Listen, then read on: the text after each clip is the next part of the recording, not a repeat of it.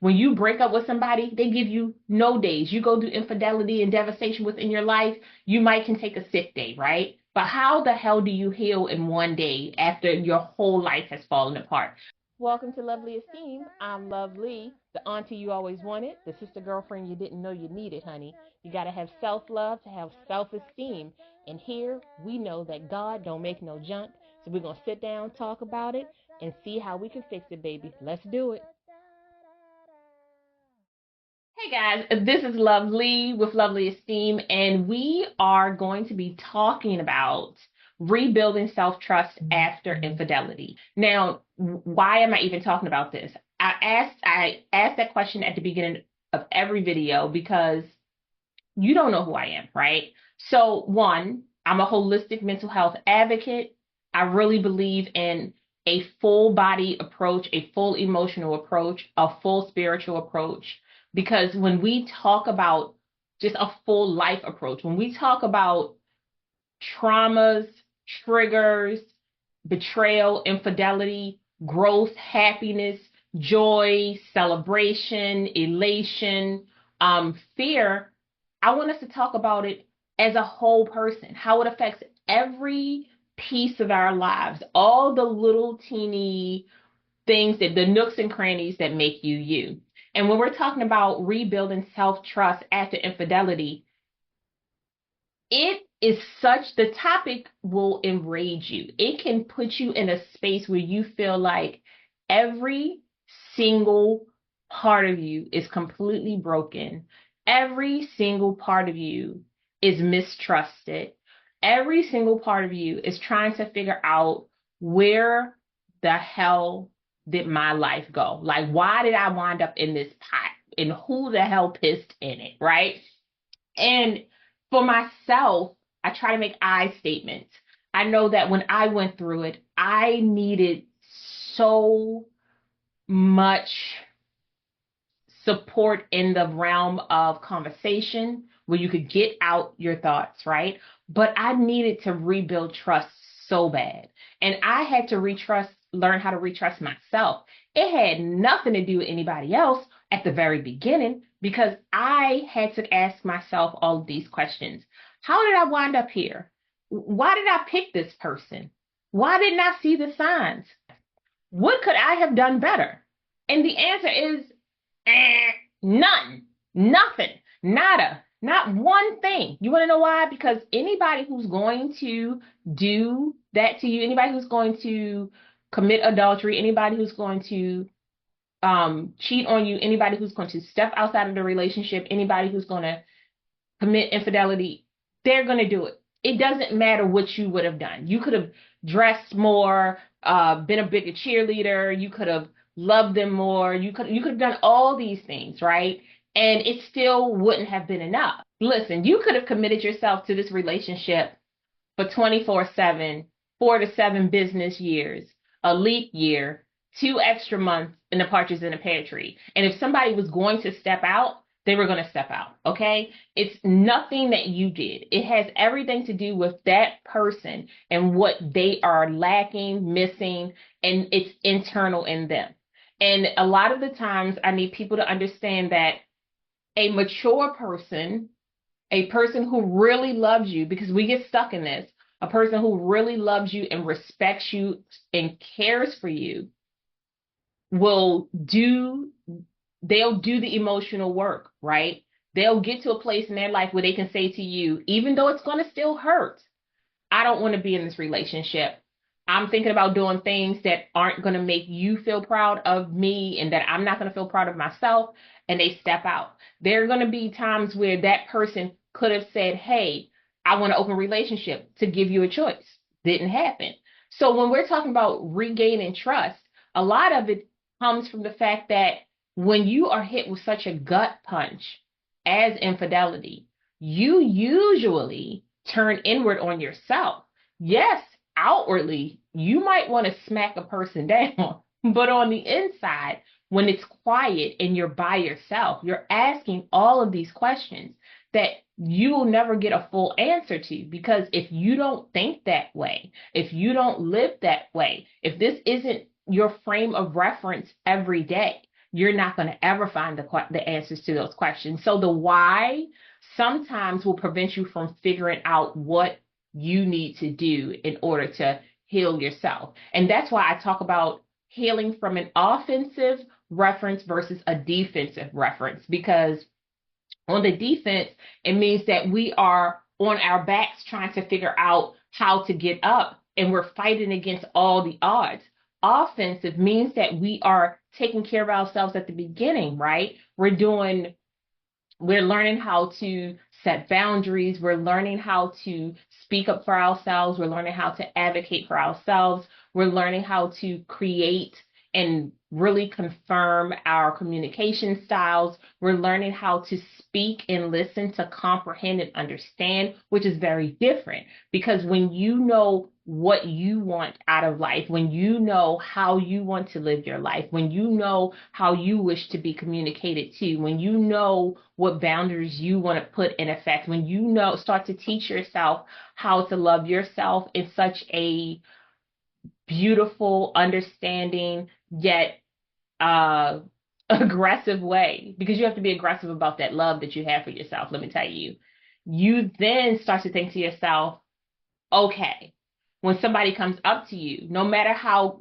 sweet that line is, it'll give you enough time to be like, yeah, that's not how I would talk to myself. That's not how I would speak to my best friend. That's not how I want somebody in my life to talk to me. And some people will be rough around the edges, but people who care about you will figure out ways not to manipulate you into thinking that they've changed, but into learning how to build better skills for themselves so that when they're around you, it aligns more.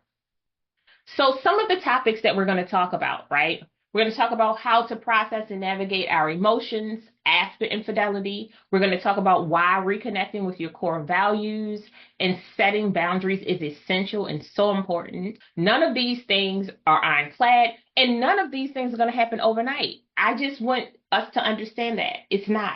All right. Just if I had a wand, I'd be able to change my hair every 3 to 4 business minutes, but that's not where we are in this life. And I want us to learn how to find ways every day to incorporate a little bit of what we're trying to learn into our lives, because you have to start with baby steps. When you try to be super radical about things, most of us, we tap out at about 40%. So we're going to learn how to do small steps to regaining trust in yourself, small steps to learning how to heal, and small steps to learning how to gain self-confidence. This is just a list that we're going to work from, and then we're going to do more videos within the topics that we're going to name. We're going to talk about strategies for overcoming self-blame and practicing self-compassion. We're going to talk about tips on how to manage emotional triggers and rebuild our confidence. And we're going to talk about the importance of personal growth and support in your healing journey. Your tribe that you build, that you decide who to talk to. Not just because they're around. No, baby. You may have to rebuild a whole new tribe on a whole new continent, in a whole new area, on a whole new landscape. I promise you that. Sometimes you really do have to look outwards in order to find that inner strength. So this is what we're going to talk about. So we're going to talk about 9 steps to heal and regain confidence. Okay, so we're going to talk about the 9 steps that we can take to work towards healing and rebuilding self-confidence, right? These aren't going to work for everybody. A lot of these are processes that we're going to be kind of working on and stepping into over time. So don't try to do everything at one time.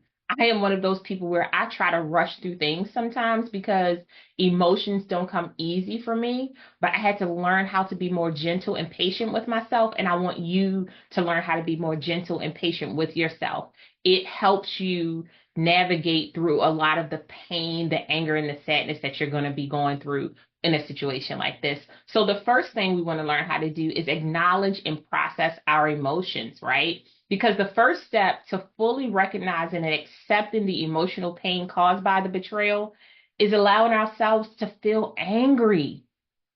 Listen, I had to go to therapy and pay a lot of money for somebody to tell me that I was allowed to be angry, right? I'm telling you, feel your feelings, feel your emotions. Feel your sadness, because this isn't something that like, oh, it just happens. And if you say that, let's we have other things to deal with. If you say, oh, stuff like this happens all the time, I want you to realize that you're used to being disappointed.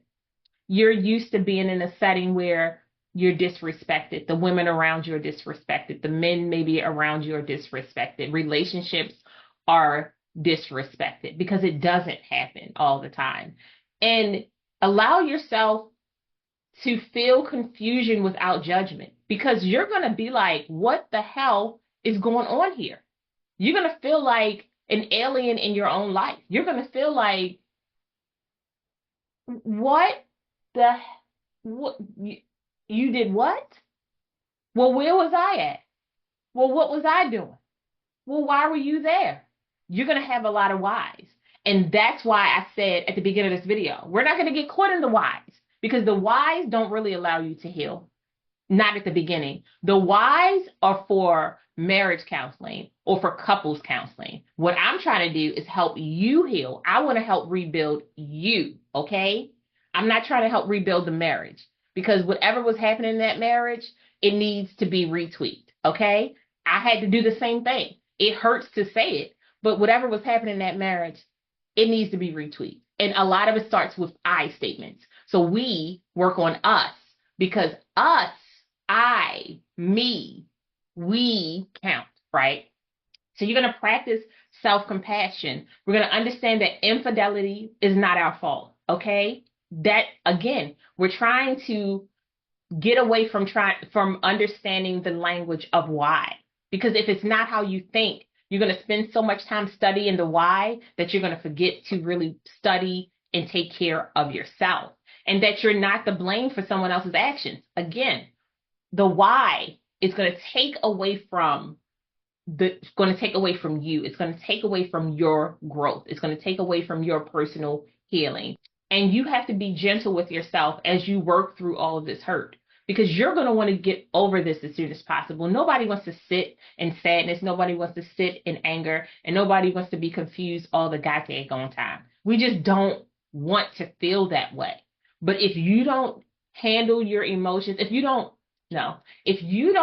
deal with your emotions as they're happening, if you don't stay present in your emotions, if you don't learn how to work through your emotions, and a lot of that has to do with therapy, right? Because you need somebody to help guide you through those steps. We're going to talk about those, but I really want to always emphasize that having a therapist, a counselor, or a psychiatrist is top tier, okay? Because that means you're taking care of yourself. You care about you so much that you want somebody else to help you work through the things that you're going through.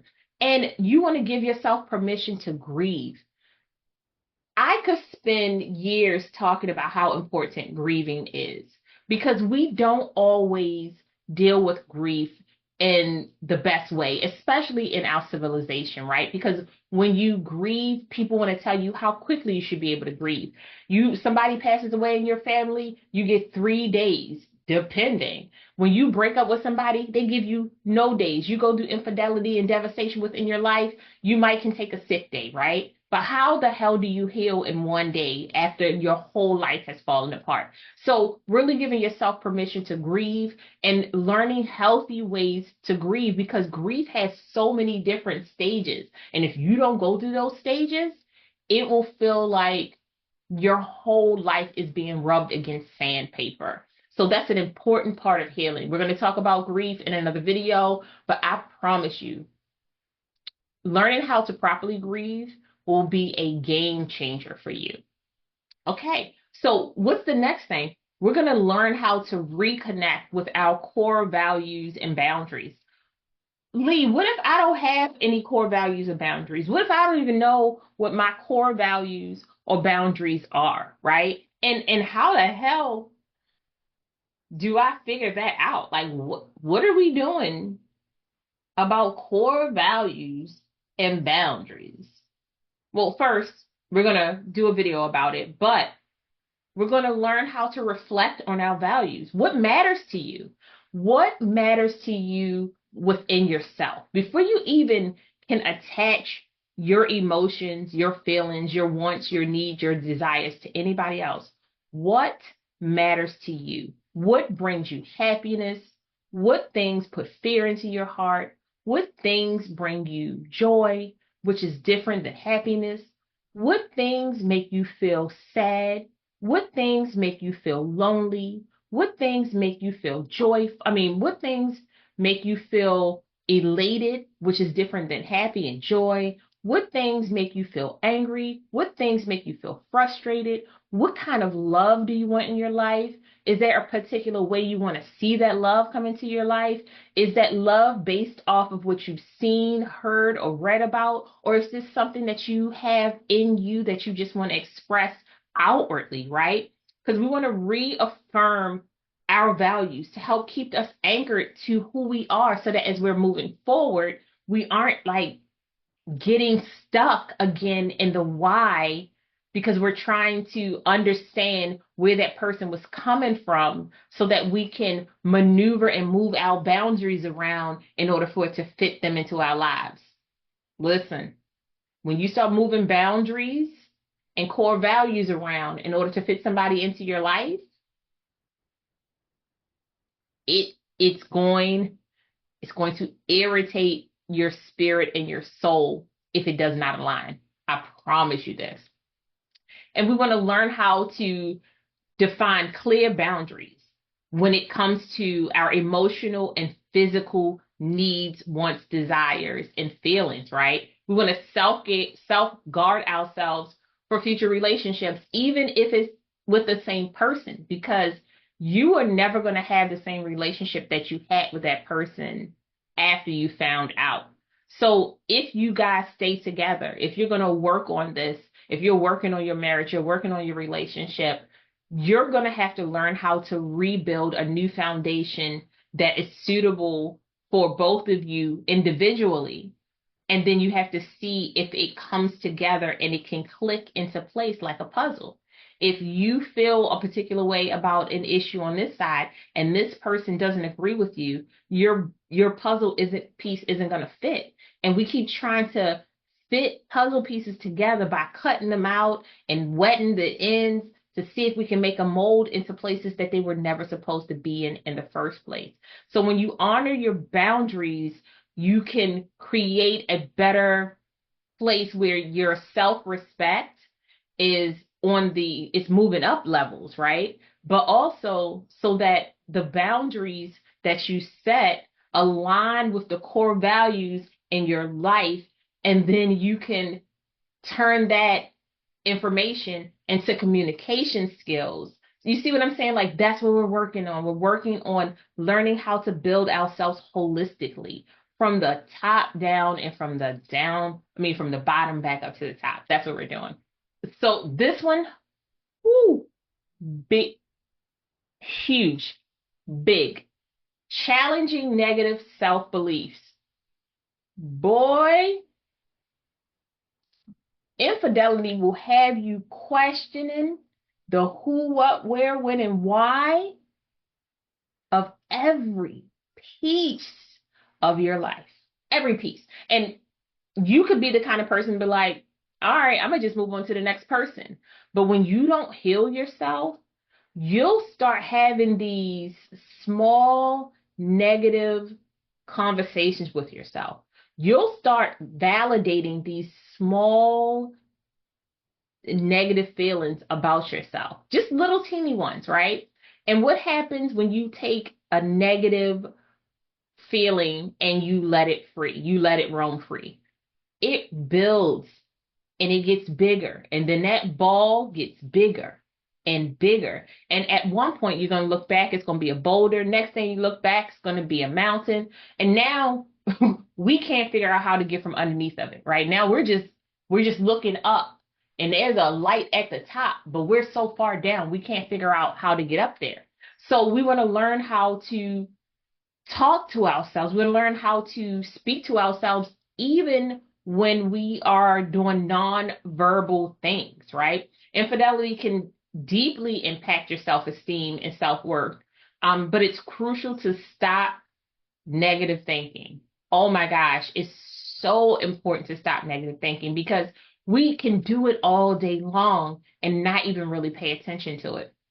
So we want to learn how to practice self-talk, remembering that everything that we say, our brain believes, right? Because you are AI in your mind. You are the word processor. You are all the storage. That's what your mind is.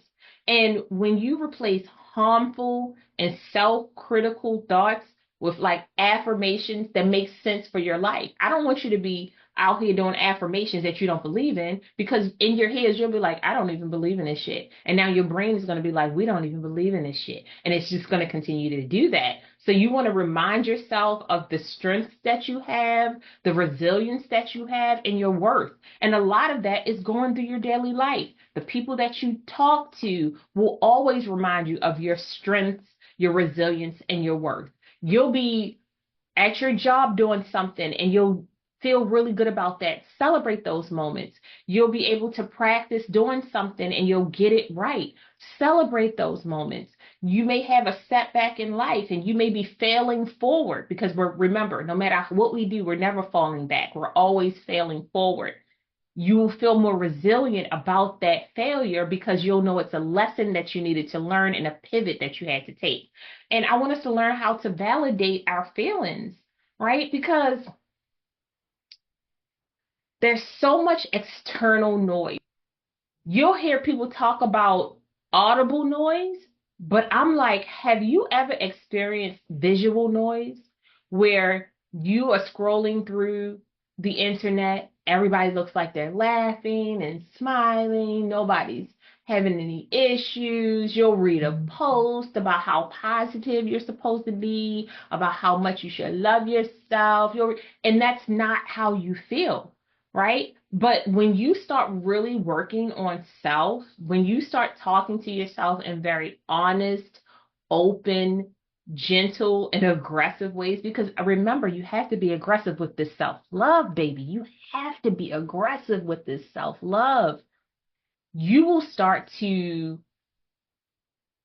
going through your day, really exiting out of the tabs of external validation. You'll be clicking on those sites like, I don't want to do that because that's not a thing that makes me happy.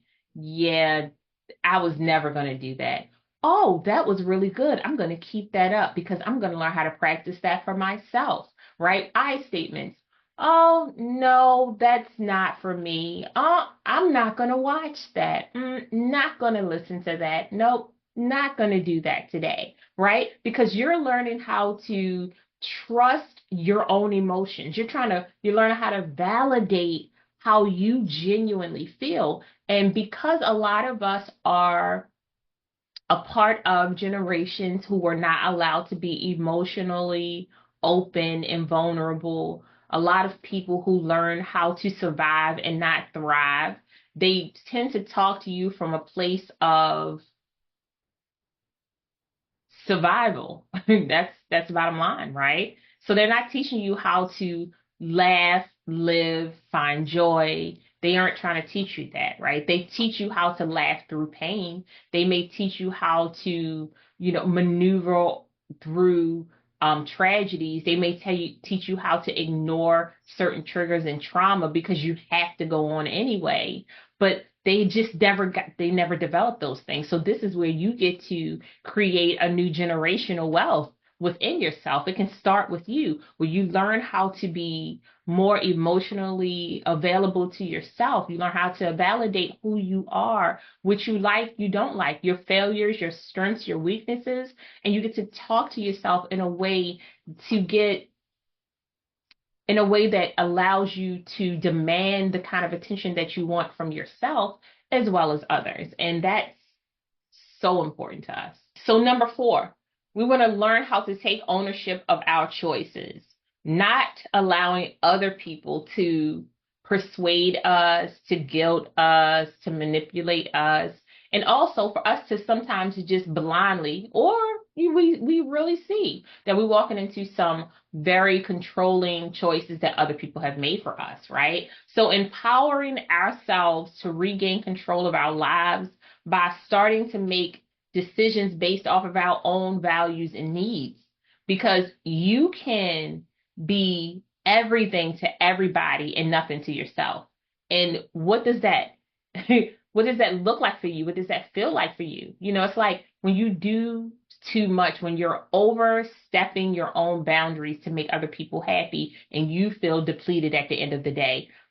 How is that how is that helping you grow? How is that really working towards your stress level and how you see yourself, especially when you're going through these particular trying times? When you're going through things that literally crack the foundation that you have built for yourself or built together, making choices will feel like the biggest task because it all leads back to trust, right?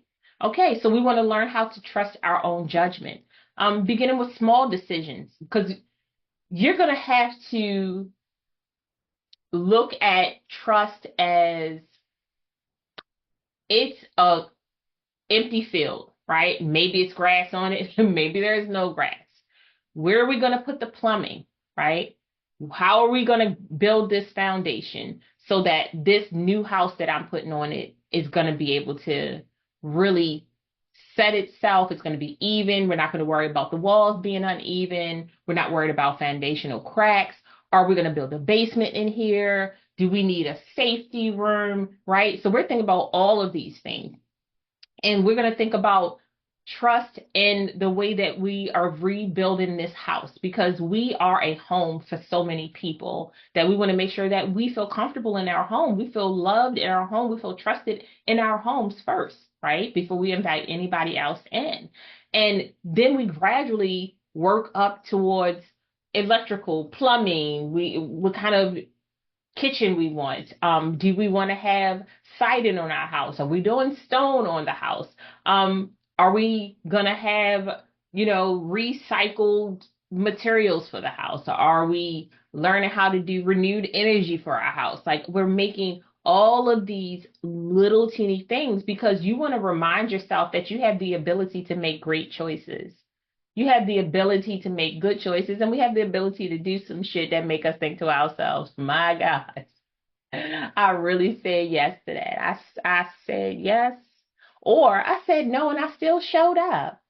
Mm, somebody help me. Somebody help me. But you also want to practice self-assertiveness, aka saying no. No, no, thank you. I don't think so.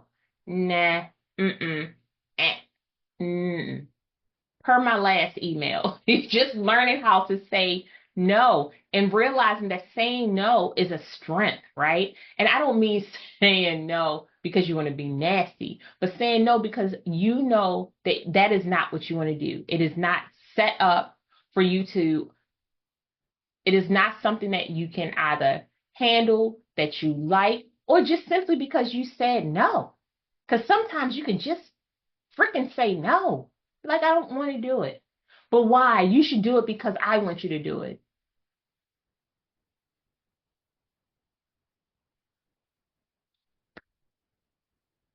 You want to learn how to reinforce your self trust. It's a powerful step. No is such a powerful step, especially when you are focusing on your core values. You're focusing on your boundaries. You're focusing on your emotional intelligence. You are focusing on your communication styles. You're focusing on surviving and then thriving, right? Because we're going to get out of survival mode through this. We're going to get out of survival mode through this. We're not survival mode have your blood pressure up high. Thriving to have you walking around trying to remember where the last place you put your keys. I promise you, it's a different space. So number 5, we want to build emotional awareness and manage triggers. You had them on, you be like, when you at the market and they be like, clean up on aisle 5. I want somebody to click that button and be like, therapist on aisle 5, therapist on aisle 5. When you are learning how to build emotional awareness and manage your triggers, you want to have a therapist with you. You want a therapist that understands what it means for you to heal from a cultural standpoint, from a racial standpoint, from a gender standpoint, from your spiritual standpoint, from your sexual standpoint. You want somebody who is so in tune to your life that when you're talking to them, you almost forget that it's your therapist because you want to feel that comfortable talking to somebody about the most intimate situations that have happened in your life. Emotional awareness and managing triggers, you have to have a helpmate to go through this because it will feel like an insurmountable task. It will feel like you've prayed every day and none of your prayers have been answered. It can make you feel like, excuse my language, but fuck this shit, I'm out. It really can. So we want to understand that our emotional triggers can help us regain control because once we learn those emotional triggers, once we organize those emotional triggers, we can prevent ourselves from becoming emotionally overwhelmed every single time the button is pushed. Because the crazy thing about love is that they learn how to push a button so fast that sometimes your thought and your mouth don't get a chance to catch up with each other. And then your mouth start talking and then your thoughts be like, whoa, whoa, whoa. And it's too late because you can't stop the car once it start moving. I'm just saying. So we want to learn how to identify triggers. Therapy. We want to learn how to develop mindful practices. Therapy, right?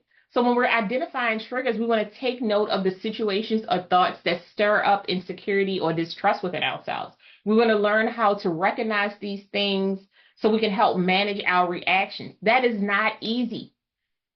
Therapists, I'm telling you that there are some things that you're going to go through in life where you need a therapist, a counselor, or a psychiatrist because you need a helpmate to get you to the next level. You need somebody to help you unlock the next level. You've played this game too long by yourself, and now it's time for you to include somebody, and you need somebody to tag in. You need a tag team partner inside the ring while you fighting your triggers, because your triggers will have you bouncing off the walls and or sliding down them. And we need to make sure we have helpmates for that. Therapists, counselors, psychiatrists. Lee, why do you keep saying this? Because you don't want to do this work by yourself. You need somebody to bounce rational and irrational thoughts off of so that you can make sure that you are following the journey, that the healing journey that you're on, and that you aren't allowing yourself to get stuck in a rut and only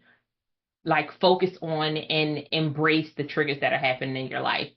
We're also developing mindful practices, right? We're going to learn how to incorporate mindful techniques such as meditation and journaling, vlogging, blogging. Those things help. We're all very different people, right? Yoga, it may be nature walks.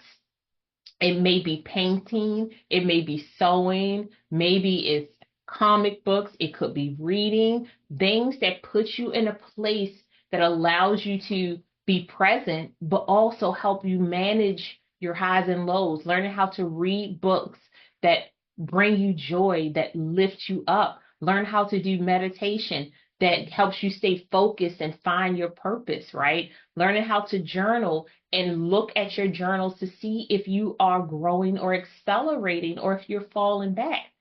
Such a good way to balance your emotional highs and lows and to keep record of them. Okay, so number 6, we're going to engage in personal growth. This phase of recovery can be an opportunity for personal development and healing. What does that mean? Coaches, therapy, psychiatrists, counselors, pastors, first wives, a best friend, somebody at the library, social workers, a new self-help group, a new infidelity group, maybe finding group on YouTube, right? We're pursuing professionals that can help us support. Mm-mm. We're pursuing professionals that can support us in these super difficult times that will help us process our feelings and help us understand that the betrayal is not about us, right? And that we're rebuilding our inner strength through this, and how strong you are for doing this. And even on the days when you feel your weakest, the fact that you're still working and you're still here means that you're fucking strong, man. And I want you to understand that. But we also want to commit to self-care. We want to remember, I remember losing like 35 pounds when I first found out. I looked like a bobblehead because nothing healthy was happening. I just wasn't eating, sleeping, drinking. I did nothing. I did, I was frozen in time. I was like, well, what? Because I was stuck in the why. And my God, when you're stuck in the why, you don't focus on yourself because all you're doing is eating, sleeping, drinking, and living the why. Everything else doesn't count. And if you don't take care of yourself physically, emotionally, and mentally, you will spiral so fast. You'll think to yourself, that's right, I got my thin body back. But it's an unhealthy thin body. It don't look good. Nope, it don't look good. You feel like it look good because you like, I got that body back. But you look down at your body and be like, I don't even know who body this is. It don't feel like mine. Because my mind don't feel like mine. If my mind don't feel like mine, this body don't feel like mine either. So you want to learn how to have really good, healthy self-care routines. You want to regularly take care of your physical self, regularly take care of your emotional self, your spiritual self, your financial self. You want to check in on your mental health. Back to the therapists, the counselors, the psychiatrists, people who are professionals that can help you deal with these intense emotions, even your coaches, right? I'm a coach. I can help you deal with you, but we still need to make sure that we are aligning with your healing journey with a therapist or a counselor, right? Because we want to make sure that you are protected on all sides. And it's so important. Don't let people make you feel like you don't deserve support, because you deserve support from every angle. Trust me, a tribe is great, and you get to pick that tribe. So another step in this healing journey is to learn how to forgive yourself and release guilt. Therapists, counselors, psychiatrists, um, you lit hello, and is the mic on? I just want to make sure your coach, right? So infidelity often stirs up self-blame, even though you're not responsible for someone else's choices. You did not insert anything into anybody. You didn't show up and say, hey, I'm giving you permission to do so.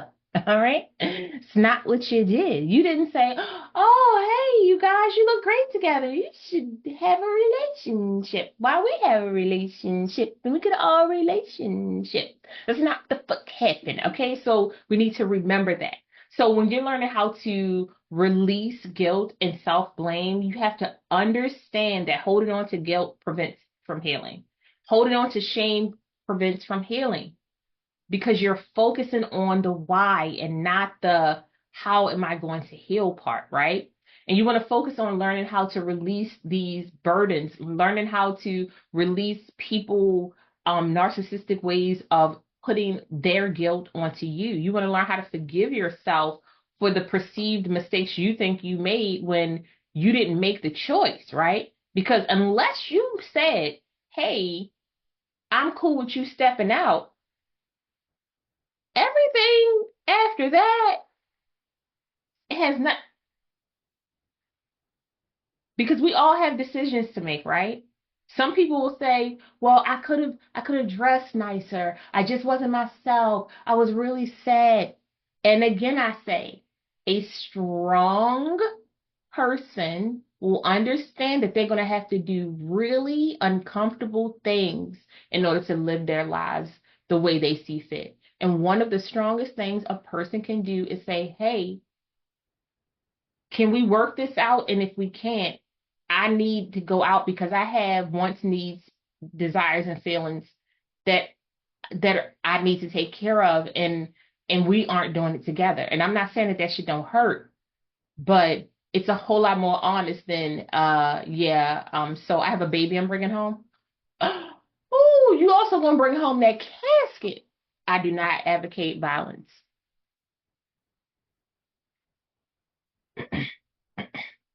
And we want to give ourselves time to heal, right? When you're learning how to trust yourself again,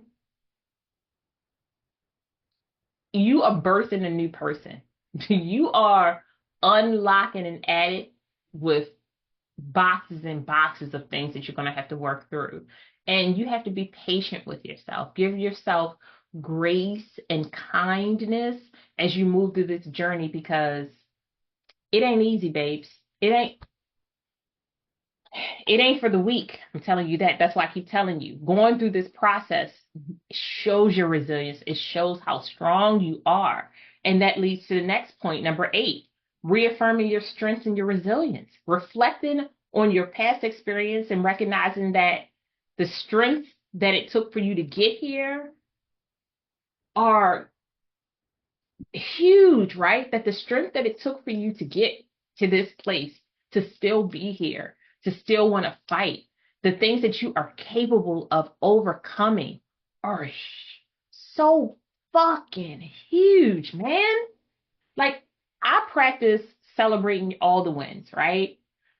I and when I say I practice celebrating all the wins, like sometimes I'll be excited because I did something with rhythm, right? Like I'll be practicing a little dance and then I get it and I'll be like, oh my God, I got it, and I'll lose it, but then I work on getting it back again, because I try to regain a little bit of what I lost that I gave to my kids, because I gave them all of my rhythm and all my looks. So I'll be working on myself. I'll be working on myself. Um, and really embracing and celebrating the victory things that helps you build up this level of confidence, that helps you build up this level of self-esteem. Like, celebrate the fact that you took a shower, right? Celebrate the fact that you cried less today. Celebrate the fact that you thought about harming yourself. Celebrate the fact that you smiled a little bit today. Celebrate the fact that you got in your car and you went to work for a half a day. Celebrating all these little things. Shit, celebrate you brushed your teeth and you ate a piece of toast, 2 pieces of chicken and 3 pieces of broccoli. That you said you gave a shit today. I want you to celebrate the fact that you said you gave a shit today, because learning how to rebuild the strength and resilience within you, it's such a interesting, very personal journey. Nobody can give you that.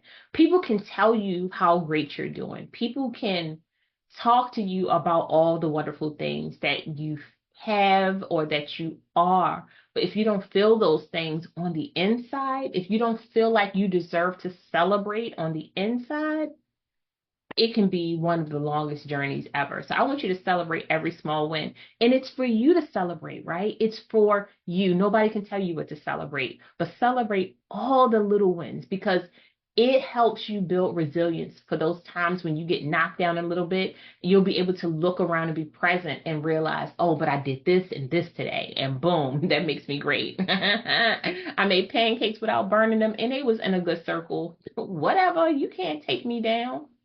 And that leads to number 9, surrounding yourself with support. What does your support system look like, right? Like, are you a part of a support system that only knows how to help you heal from a negative place? Are you a part of a support system that uplifts you, right? They still talk to you in real time.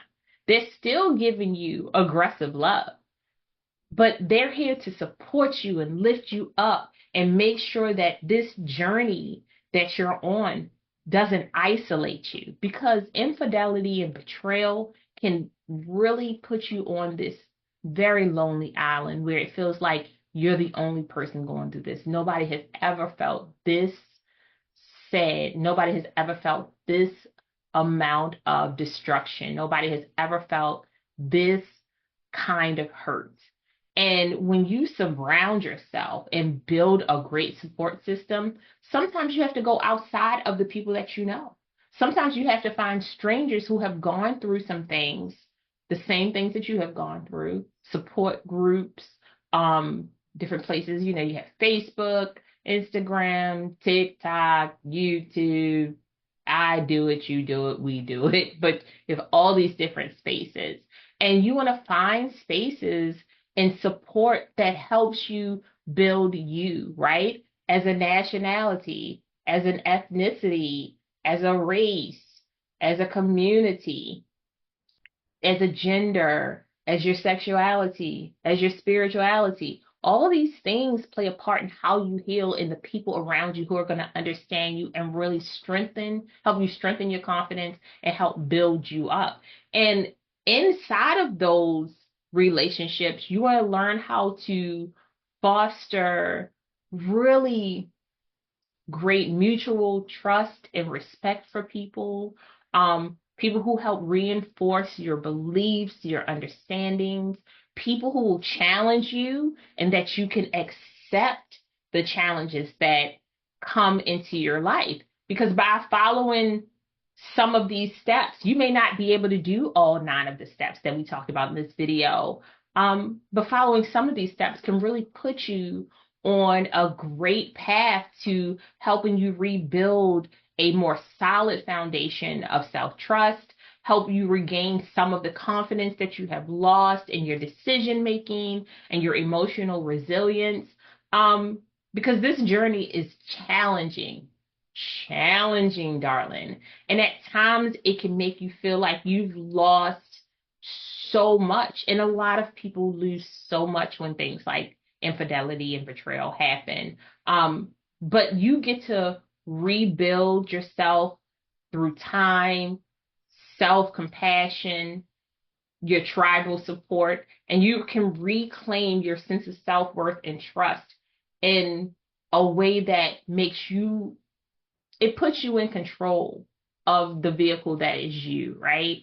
Because when you feel like you've lost everything, or you've actually lost everything, rebuilding self-trust can feel like you're chasing a NASCAR, right? You're like, I'm never going to catch up. It just keeps going around me. I'm just sitting on the green waiting for something to stop. Like, just throw something out at me and I'll figure out what sticks. But this is where your resilience and your strength kicks in, right? Because you are strong enough to make it through this. Infidelity don't stop shit. It don't stop shit. It makes you pivot. It helps you figure out how to better align your life and your spirit and your mental space with people who actually fit in it. You stop trying to force people to fit into these places and spaces that they don't belong, but you also stop trying to fit yourself into places and spaces you don't belong. And that by itself is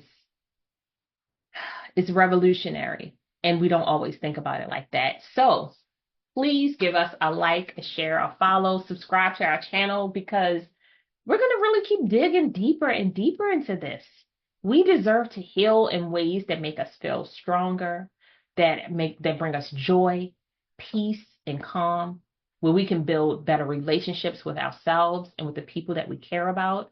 And again, infidelity doesn't mean it's the end, but it's the beginning of a new path and a journey. And that's why we're here to work with each other. So you guys remember, we're learning how to articulate our feelings, wants, needs, and desires so that we can better advocate for ourselves and the people that we love. Let's talk next time. Bye, guys. Thank you so much for joining us. We hope you found some healing, connection, and joy. Until next time, bye, loves.